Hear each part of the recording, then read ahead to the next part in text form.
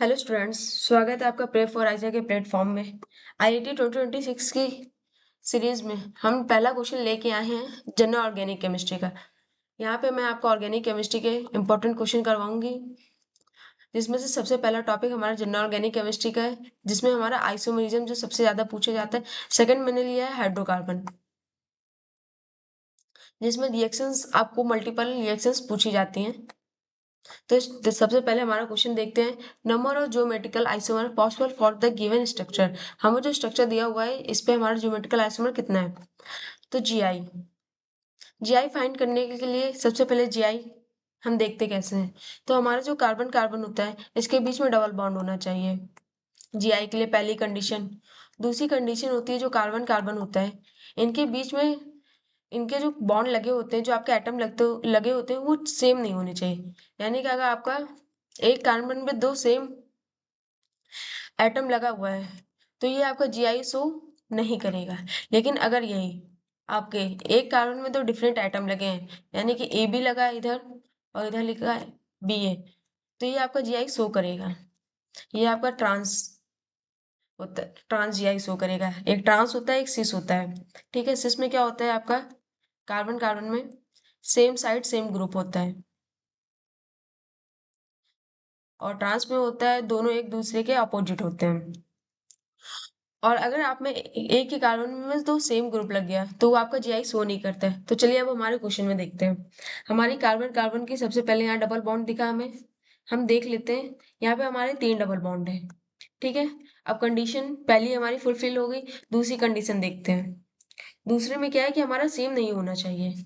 यहाँ पे हमारा एक कार्बन पे एक हाइड्रोजन लगा है, एक डी लगा है, मतलब ये सेम नहीं है। ठीक, अब दूसरे कार्बन में हमारा एक स्ट्रक्चर लगा है इतना बड़ा, और दूसरे में केवल CH3 लगा है, तो ये भी हमारा सेम नहीं है, यानी कि हमारा जीआई शो करेगा।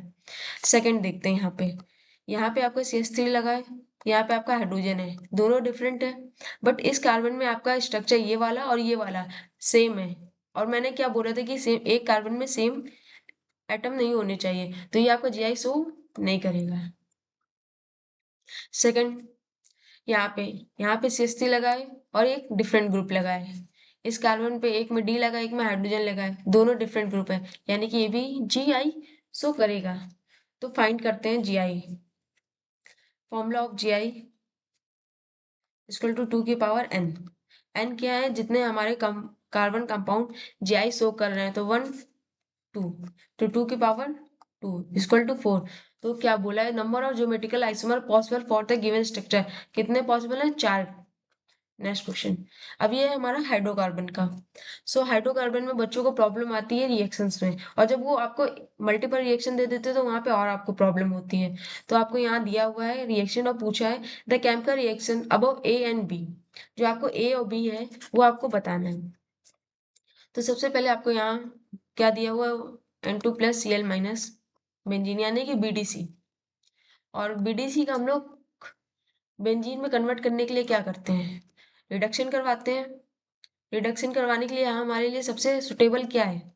अब देखो, यहाँ रिडक्शन करवाने के लिए आप अपने मन से कुछ नहीं लेंगे, आप पहले चेक करेंगे आप में ऑप्शन में क्या है।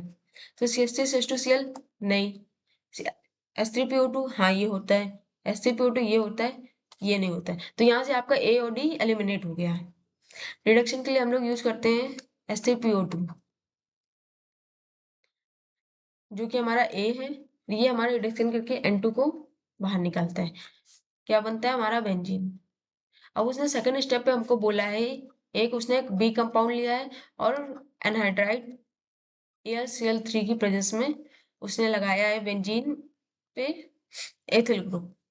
अब बेंजीन पे एथिल ग्रुप कौन लगाता है, तो हमारे पास दो ऑप्शन है, CH3CH2Cl और CH3CH2OH।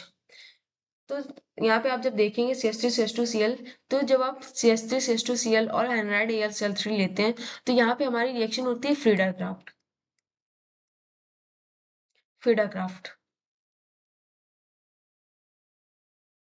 एल्काइलेशन। फ्रीडाक्राफ्ट एल्काइलेशन में क्या करते हैं, ये रिंग में एथिल ग्रुप को लगाता है। और यहाँ पे आपको रिंग में एथिल ग्रुप दिख रहा है, यानी कि यहाँ पे हमारा CH3CH2Cl होगा। तो यहाँ से हमारा ऑप्शन नंबर बी सही होता है। अब यहाँ पे हमारा CH3CH2OH क्यों नहीं हो सकता है? तो देखो जो OH ग्रुप होता है वो कार्बोकैटायन डायरेक्टली जनरेट नहीं करता है AlCl3 के साथ, और जो तुम्हारा CH3CH2Cl होता है ये आपका एथिल कार्बोनेट बना सकता है, इसलिए हमारा यहाँ OH नहीं होता है, Cl होता है। तो ऑप्शन नंबर बी करेक्ट होता है।